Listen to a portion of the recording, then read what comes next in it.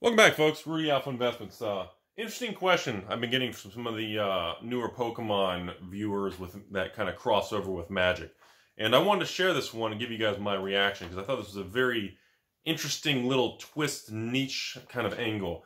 Rudy, happy Sunday to you.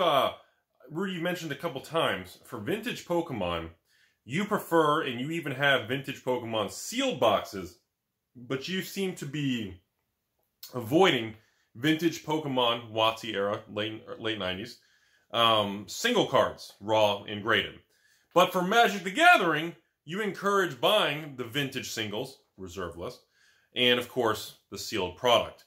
And why, in your opinion, do the singles of Pokemon not seem as attractive to you as similar to the singles of vintage Magic cards? That's fascinating. Okay, so I'm going to kind of share and try to kind of a cautious breakdown on this topic. It's kind of a little strange and funky, but we're going to start off with this. The way Pokemon WotC era original base set Pokemon, for this video, we're going to talk about base set, first edition, non-first edition, just base, unlimited, base first. That's really all. Not going to, not going to get into the different, all the other sets and the Neo era. And I just want to focus on the base so we can have simple numbers and math for everybody. Okay. I don't like how the numbers and the ratios are. For example, everyone's obsessive compulsive thing with the Charizard situation with base set unlimited or first edition Charizard. It's an amazing, iconic piece of Pokemon history. Always going to be worth a lot of money. It is what it is. Not going to downplay that.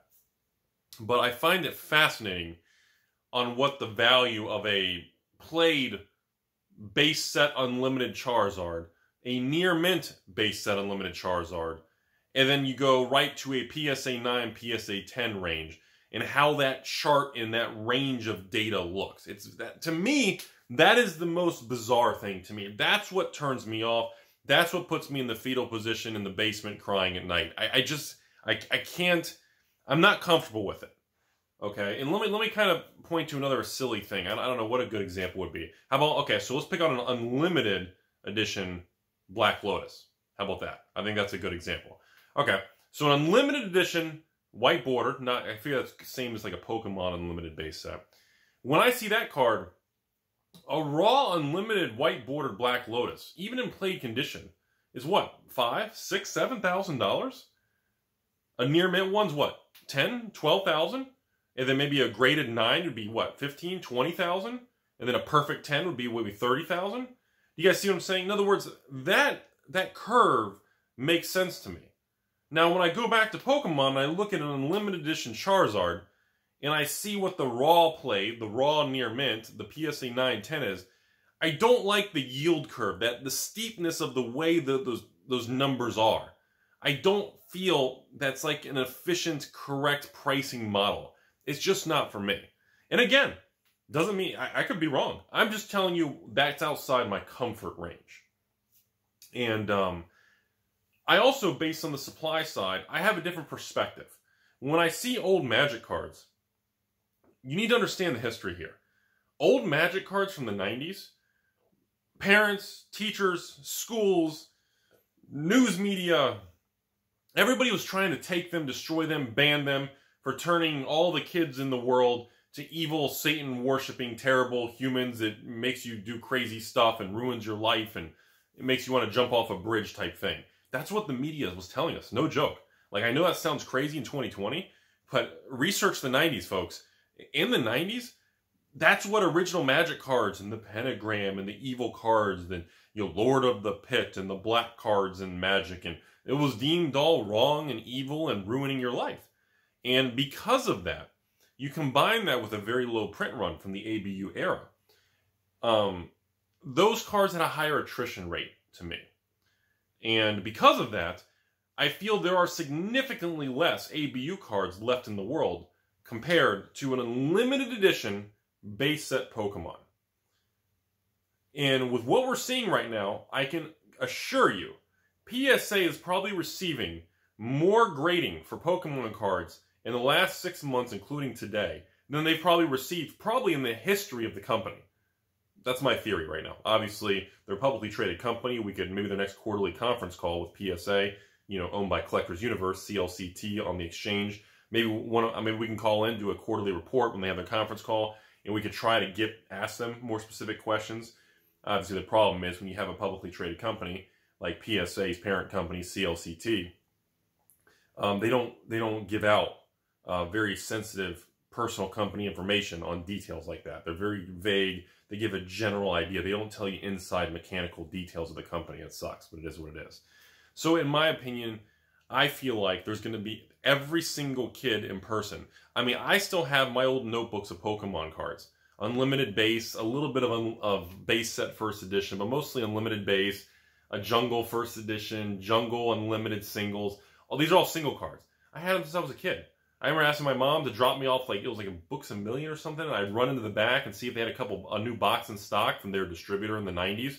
This was in like 1998, 99, maybe the end of 99, right before the millennium. And they were selling Pokemon packs. I remember they raised the price from $2.99 to $3.99, then eventually $4.99 because we were all paying the price. And I remember buying 2 or 3 packs of that stuff, whether they had base unlimited or first edition, whatever they had in stock, I didn't care. But my point is, even I have like those old binders of Pokemon cards. And I played a little bit, but for the most part, we all collected the Pokemon.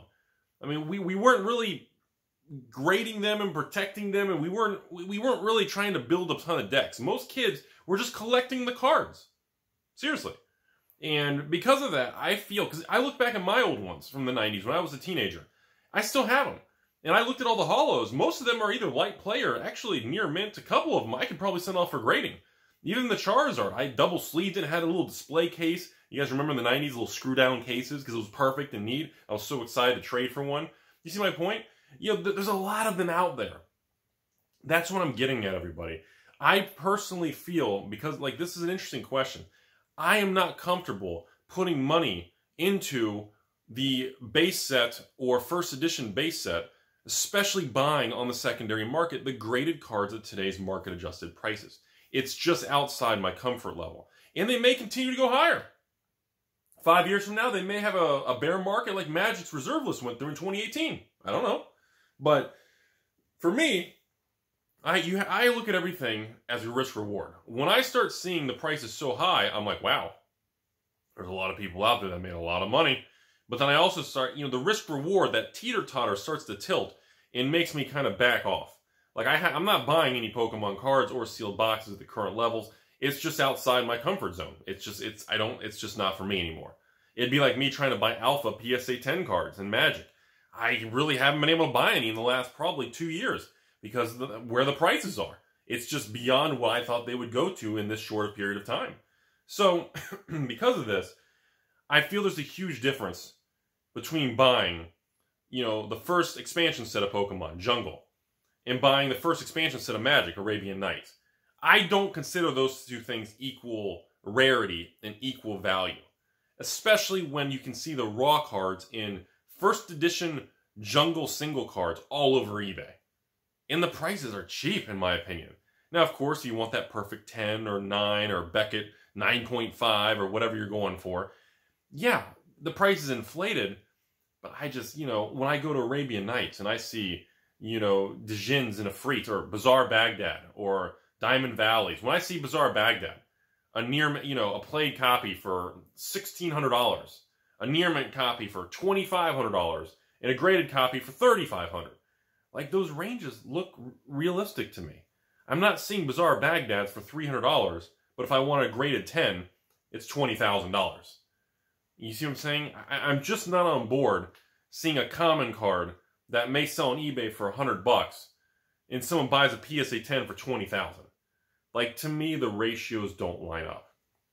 And again, not saying I'm correct, but I'm saying it's outside where I would be comfortable making any moves with my own money. And that's what I'm getting at with everybody who's dealing with this Pokemon. And I feel the sealed boxes of Pokemon are very, very low because, again, especially now, everybody wants to crack them. They want to do these different packs online, live streaming. I think the sealed product for Pokemon is going to remain the ultimate thing as that attrition continues to go forward.